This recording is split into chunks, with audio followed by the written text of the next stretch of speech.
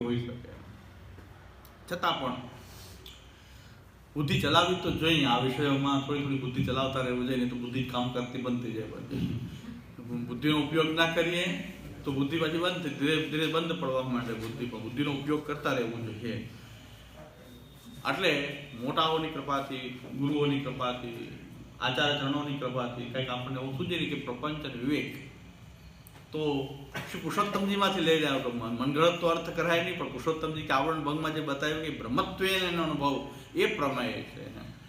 શ્રી પુરુષોત્તમજીની કૃપા, તો શ્રી પુરુષોત્તમજી આવરણ ભંગમાં કહ્યું છે, એને આપણે અહીંયા સંબંધ, એનો સંબંધ જોડીએ છીએ. ફક્ત ખાલી સંબંધ જોડું છું, બાકી તો છે તો વાત પુરુષોત્તમજીની. એટલે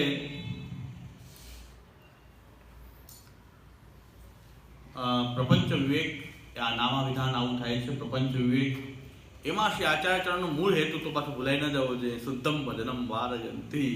આ શુદ્ધ ભજનનું વારણ કેવી રીતે થાય છે?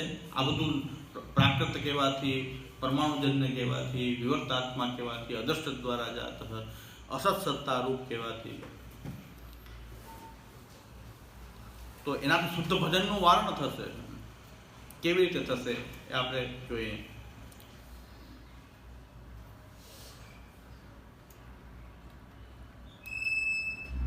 શ્રી નરસિંહલાલજી મહારાજની બ્રજભાષા ટીકામાં, ષોડશ ગ્રંથની બ્રજભાષા ટીકામાં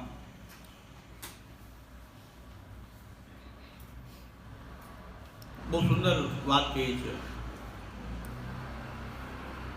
કે ભગવાનના સાક્ષાત રૂપનો દ્વેષ કરે કે અવતાર રૂપોનો દ્વેષ કરે તો એને મુક્તિ મળી જાય.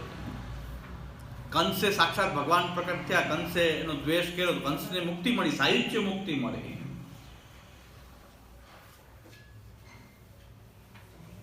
તો શિશુપાલ વગેરેને પણ સાયુજ્ય મુક્તિ મળી. ભગવાન સાક્ષાત અવતાર કા અવતાર રૂપ હોય ભગવાનનું, જેમ કે નરસિંહજી, કોઈ અવતાર રૂપથી કોઈ દ્વેષ કરે તો એને પણ મુક્તિ મળી છે. ભગવાનના હાથે મરવાથી મુક્તિ મળી જાય.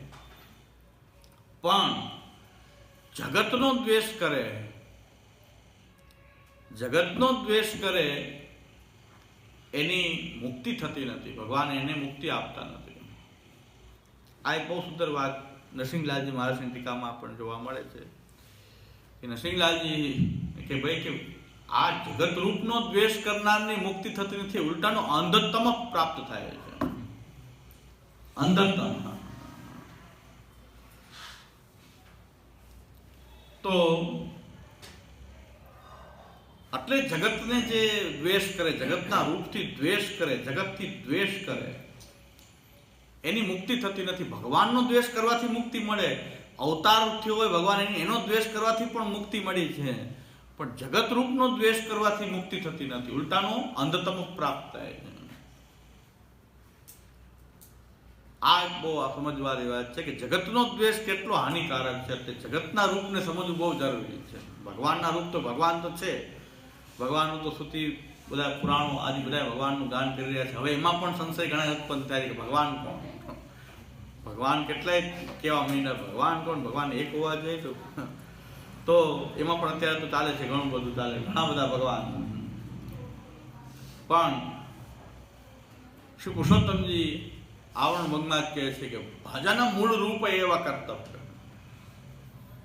ભજન તો ભગવાન તો શબ્દ પાછો ભગવાનના જે કંઈ ગુણો થોડા આંશિક રીતે જ્યાં પ્રકટ થતા હોય એને પણ ભગવાન કહેવાય. દરેકને ભગવાન કહી શકાય. જેમાં કંઈ ભગવાનની દિવ્યતા દેખાતી હોય, ભગવાનના કંઈ અંશાત્મક દિવ્યતાનો અનુભવ થતો હોય, ત્યાં ભગવાન શબ્દ લાગી જાય. દેવતાને ભગવાન શિવ, ભગવાન વિષ્ણુ, ભગવાન પરશુરામ, ભગવાન રામ, બધાને ભગવાન શબ્દ લાગે. પણ હકીકતમાં જે ભગવાન જે છે એ આ બધાનો મૂળ સ્ત્રોત જે છે ભગવાન, ભજન તો એનું કરાય. આ બધાનું જાણીએ, આ બધા પ્રકટ થયા છે, પણ ભજન જે છે એ મૂળ રૂપ એવા કર્તવ્ય. ભજન તો મૂળ રૂપમાં જ કરવું જોઈએ.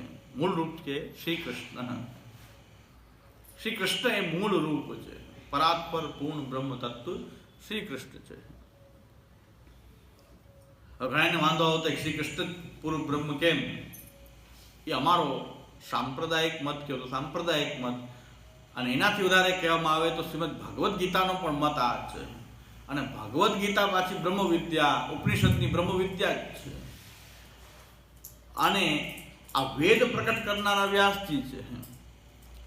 વેદ સૌથી મોટું પ્રમાણ જો ન માનતો હોય, જે વેદને પ્રમાણ ન માનતું હોય, તો સનાતન ધર્મમાં એનું અસ્તિત્વ છે નહીં. વેદાદિ શાસ્ત્રોને કોઈ પ્રમાણ ન માને એનું તો આ સનાતન ધર્મમાં એનું કોઈ સ્થાન છે જ નહીં. આ વેદને કોણ, ચાર વેદને જુદા કરીને વેદને અલગ અલગ વેદનો વિસ્તાર કોણ કરે છે? વ્યાસજી કરે છે. ભગવાન વેદ વ્યાસ, એને પણ ભગવાન વેદ વ્યાસ કહે છે. એ વ્યાસજી પાછી સંગ્રહ, ગીતાજીનો સંગ્રહ પણ વ્યાસજી જ કરેલો છે. મહાભારત અને એની અંતર્ગત શ્રીમદ ભગવદ્ ગીતા, એની અંદર ભગવદ્ ગીતામાં કહેવામાં આવ્યું છે, પરમ બ્રહ્મ પરમ ધામ પવિત્રમ પરમમ ભવાન પુરુષમ શાસ્ત્રમ દિવ્યમ આદિદેવમ અજમ વિભુમ આહુસ્વામ ઋષય સર્વે દેવર્ષિ નારદ તથા અસિતો દેવલો વ્યાસ સ્વયં ચેવ બ્રવીષિ મે. આ મત ખાલી વલ્લભાચાર્ય ચરણનો નથી. આ મત વલ્લભાચાર્ય પરમ બ્રહ્મ તું કૃષ્ણો હિ, એ મત વલ્લભાચાર્ય ચરણનો આવ્યો ક્યાંથી? આહુસ્વામ ઋષય સર્વે દેવર્ષિ નારદ તથા અસિતો દેવલો વ્યાસ. આ વ્યાસજીનો મત છે કે પરમ બ્રહ્મ તો શ્રી કૃષ્ણ છે. પરમ બ્રહ્મ પરમ ધામ પવિત્રમ પરમમ ભવાન પુરુષમ શાશ્વતમ દિવ્યમ આદિદેવમ અજમ વિભુમ આહુસ્વામ ઋષય સર્વે દેવર્ષિ નારદ તથા અસિતો દેવલો વ્યાસ સ્વયં ચેવ બ્રવીષિ મે. એટલે શ્રીમદ ભગવદ્ ગીતા જે છે, અને વેદ અને ભગવદ્ ગીતા આમ તો એક જ છે. વેદ અને ભગવદ્ ગીતા એક જ છે. વેદનો વિસ્તાર કરનાર વ્યાસજી છે. વ્યાસજી પાછી ગીતાજીનો સંગ્રહ કર્યો છે. અને એ વ્યાસજીનો મત છે કે પરમ બ્રહ્મ પરમ ધામ પવિત્રમ પરમ ભગવાન. ખાલી વ્યાસજીનો નહીં, આહુસ્વામ ઋષય સર્વે, જેટલા પણ વેદના દ્રષ્ટા ઋષિઓ છે એ બધાનો એકી અવાજે મત છે કે કૃષ્ણ પરબ્રહ્મ છે. એટલે અમે કહી રહ્યા છીએ, બધા ઋષિઓએ કહ્યું છે, જે બધા ઋષિઓએ કહ્યું છે, જે વ્યાસજીએ કહ્યું છે, એટલે અમે કહીએ છીએ પરમ બ્રહ્મ તું કૃષ્ણો સચ્ચિદાનંદ. એટલે શ્રી કૃષ્ણ પરમ બ્રહ્મ છે. એ અમારો જે વિચાર, સંપ્રદાયનો વિચાર છે, આ શ્રી મહાપ્રભુજીનો વિચાર છે. એ વેદાહ શ્રી કૃષ્ણ વાક્યાની વ્યાસસૂત્રાણી છે વહી સમાધિ ભાષા વ્યાસસ્ય પ્રમાણ ચતુષ્ટયમ, એના આધારે છે. છતાં પણ અમે ક્યારે એમ નથી કહેતા કે જે શૈવ લોકો જે છે શિવને પરમ તત્વ માનતા હોય તો એ ખોટા છે. કોઈ શક્તિના ઉપાસકો શક્તિને પરમ બ્રહ્મ માનતા હોય તો શક્તિના ઉપાસકો શક્તિને પરમ બ્રહ્મ કહેતા હોય તો ખોટા છે. કારણ કે બ્રહ્મેવ તાદૃશમ યસ્માત સર્વાત્મક તૈરતો નિર્દોષ પૂર્ણ ગુણતા તત્ત શાસ્ત્રે તયોકૃતા. એમ શ્રી આચાર્ય ચરણ પણ સ્વીકારે છે. આપણે પણ સ્વીકારવું જોઈએ કે ભાઈ શિવને પણ શિવના ભક્તો પરમ તત્વ કહેતા હોય તો કહી શકે છે. શક્તિ જે છે, માતાજી છે, એને કોઈ પરમ તત્વ કહેતું હોય તો કહી શકે છે. કોઈ બીજા અવતારાદિને પણ તત્વ માનતા હોય તો એને પણ કહી શકાય. બધાય છૂટ છે. કારણ કે બ્રહ્મ અનેક રૂપે પ્રકટ થવા સમર્થ છે. એ પોતાની પરબ્રહ્મતા જે છે એ તત્ત રૂપોમાં પ્રકટ કરવા માટે સમર્થ છે. એટલે એમાં આપણે વાંધો લેવો જોઈએ નહીં. પણ વેદાહ કૃષ્ણ વાક્યાની વ્યાસસૂત્રાણી જે વહી સમાધિ ભાષા વ્યાસસ્ય એની સમન્વય કરીએ તો પરમ બ્રહ્મ કૃષ્ણ થાય છે. કૃષ્ણને જ બધા ઋષિઓએ પરમ તત્વ કહ્યા છે. એટલે અમે પણ કહી રહ્યા છીએ, જે અમે ઋષિ પરંપરામાં છીએ.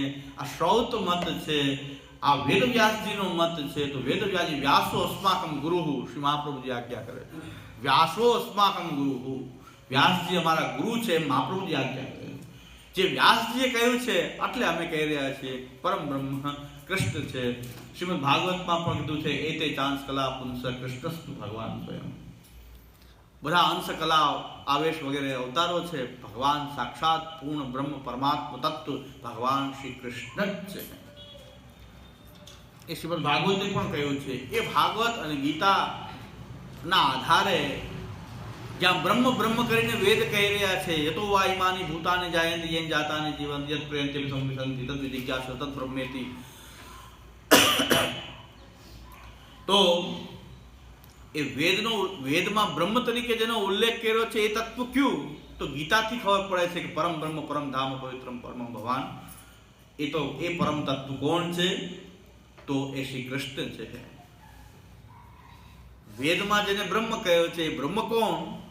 આ શ્રી કૃષ્ણ. યસ્માત સર્વત્વમ અક્ષરાદુત્તમ અતોસ્મિ લોકે વેદે ચ પ્રત્ય પુરુષોત્તમ. એ આપણે મૂળરૂપ વિવેકમાં એનો વિસ્તારથી વિચાર કરશું.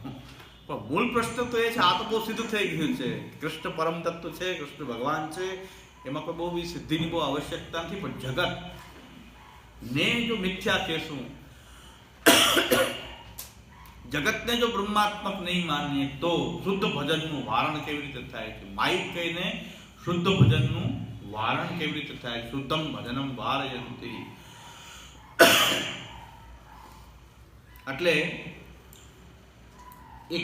એના માટે શ્રી આચાર્યચરણે સિદ્ધાંત મુક્તાવલીમાં બહુ સ્પષ્ટ આપે આજ્ઞા કરી દીધી છે કે ભાઈ સેવાનો સિદ્ધાંત કહું છું. સિદ્ધાંત મુક્તાવલીમાં સેવાનો સિદ્ધાંત શ્રી આચાર્યચરણે કહ્યો છે. એ સેવાના સિદ્ધાંત સમજાવવા માટે જગત શું કામ સમજાયું? ત્યાં માયિકમ સગુણમ કાર્યમ સ્વતંત્રમ ચેતી નિગ્રહ તદૈવે તત્પ્રકારેણ ભવતી સુતેર મધમ. આ બધા વિવેક ભેગા કરીને તાકી સિદ્ધાંત મુક્તાવલી બની જશે. પાછી સિદ્ધાંત મુક્તાવલીમાં બહુ જે સૂત્રાત્મક રીતે કહ્યું છે, લાલુ ભટ્ટજીએ એક એક વિવેક અલગ કરીને કહ્યું છે. તો માયિકમ સગુણમ કાર્યમ શુદ્ધમ ભજનમ વારે કૃષ્ણ સેવા સદા કાર્ય શુદ્ધ ભજન. શુદ્ધ ભજન એટલે કૃષ્ણ સેવા સદા કાર્ય માનસી સા પરામતા. એ શુદ્ધ ભજન છે. એ ભજનનું વારણ કરવા માટે શું આવે છે? માયિકમ સગુણમ કાર્યમ સ્વતંત્રમ ચૈતન્ય તદૈવે તત્પ્રકારેણ ભવતી ઉત્તમ તત સંસાર દુઃખ નિવૃત્તિ બ્રહ્મબોધનમ. આને કોઈ ભજનનું ફળ ન માની લે. તત સંસાર દુઃખ, સંસાર દુઃખ દૂર થઈ ગયું, અહંતા મમતા નિવૃત્ત થઈ ગયેલા, આપણને જાણે પરમ ફળ મળી ગયું. એ ન થાય એટલા માટે મહાપ્રભુજી અવાંતર ફળ નિરૂપણ કહેતું. સંસાર દુઃખ નિવૃત્તિ બ્રહ્મબોધનમ. એ તો અવાંતર છે, વચ્ચે આવતું ફળ છે, મૂળ મુખ્ય ફળ નથી. મુખ્ય ફળ તો માનસી સા પરામતા. માનસી સા પરામતા એટલે માનસી ક્યારે થશે? પાછું તત્સિદ્ધે તનુવિત્તજા. તત્સિદ્ધે તનુવિત્તજા. એ તનુવિત્તથી સેવા કરવાથી માનસી થશે. શું કામ? ડાયરેક્ટ માનસી કેમ ન થઈ શકે? માનસી ડાયરેક્ટ કેમ ન થઈ શકે? પણ પ્રોસેસ મહાપ્રભુજી કહે છે તત્સિદ્ધે તનુવિત્તજા. એટલે તનુ અને વિત્ત એ કેના બનેલા છે? પાછા તનુ અને વિત્ત કેના બનેલા છે? પાછું આ પ્રપંચ. પાછું આ તનુ વિત્ત જે છે એ પાછું પ્રપંચ જ થઈ ગયું. તન પાછું બનેલું છે, તન એ બધા મહાભૂતો વગેરેથી બનેલું છે. વિત્ત જ્યાં મમતા લાગેલી છે કોઈ જાગતિક પદાર્થોમાં, એ પાછું જાગતનો જ કોઈ પદાર્થ છે. અને એને આપણે અહંતા મમતા એમાં જોડાઈ રહી છે. આ તનુવિત્તમાં આપણી અહંતા મમતા, એ આ તનુવિત્તથી આપણે અહંતા મમતાનો ઉલ્લેખ શ્રી આચાર્યચરણ કરે છે કે અહંતા મમતા જે છે, આ તનુવિત્ત ને તનમાં અહંતા અને આપણી જેટલા બધા મમતાના પદાર્થો જે છે પાછા જગતના કોઈ પદાર્થો છે. એટલે અહંતા અને મમતા મિથ્યા છે, તનુ અને વિત્ત મિથ્યા નથી. તનુવિત્ત ને કારણે જે અહંતા મમતા છે એ મિથ્યા છે, તન કઈ મિથ્યા નથી. આપણે ત્યાં મિથ્યા એટલે સાંકરણો મિથ્યા એ આપો સિદ્ધાંત તો નથી. સદસદ અનિર્વચનીય. આપણે તો બે જ વસ્તુ માનીએ છીએ, ના સતો વિદ્યુતો ભાવો ના ભાવો વિદ્યે સતઃ ઉભયો દ્રષ્ટો અંતસ્તો નિયો તત્વદર્શી. આપણે તો કાં સત હોય કાં અસત હોય. જે સત નથી એ અસત પદાર્થ છે. મિથ્યા પદાર્થ આપણે ત્યાં અસત, મિથ્યા અને અસતમાં, કારણ કે આપણે તો ગીતાજીનો સિદ્ધાંત છે. શ્રી મહાપ્રભુજીનો કોઈ મૌલિક સિદ્ધાંત તો છે નહીં, મહાપ્રભુજીનો કોઈ કાલ્પનિક સિદ્ધાંત તો છે નહીં. જે મહાપ્રભુજીના વચનો છે એ બધા જ વેદ, ગીતા, ભાગવત, સૂત્રાદિના સિદ્ધાંત જ છે. એટલે ગીતાજી એમ કહે છે કે બે હોય, કે અસત પદાર્થ હોય તો એનો ભાવ ન હોય, અને સત પદાર્થનો કોઈ અભાવ ન હોઈ શકે. કા સત હોય કા અસત હોય. આપણે એમને કહેતા નહીં સત અસતથી વિલક્ષણ એ મિથ્યા. એ ગીતાનો સિદ્ધાંત નથી. ગીતાનો સિદ્ધાંત નથી એટલે એ શાસ્ત્ર સંમત સિદ્ધાંત નથી. એટલે શુદ્ધ ભજનનું વારણ કરવાનું એ, કારણ કે આ તનુવિત્તથી સેવા કરીએ છીએ. કોની કરશું સેવા આપણે તનુવિત્તથી? તો કોઈ એક ભગવત સ્વરૂપ પધરાવીને. કારણ કે ડાયરેક્ટ જો ભગવાનનું સચ્ચિદાનંદાત્મક કોઈ રૂપ, ડાયરેક્ટ આનંદાત્મક રૂપ જો કાચી અવસ્થામાં મળી જાય તો આપણે કે ના ના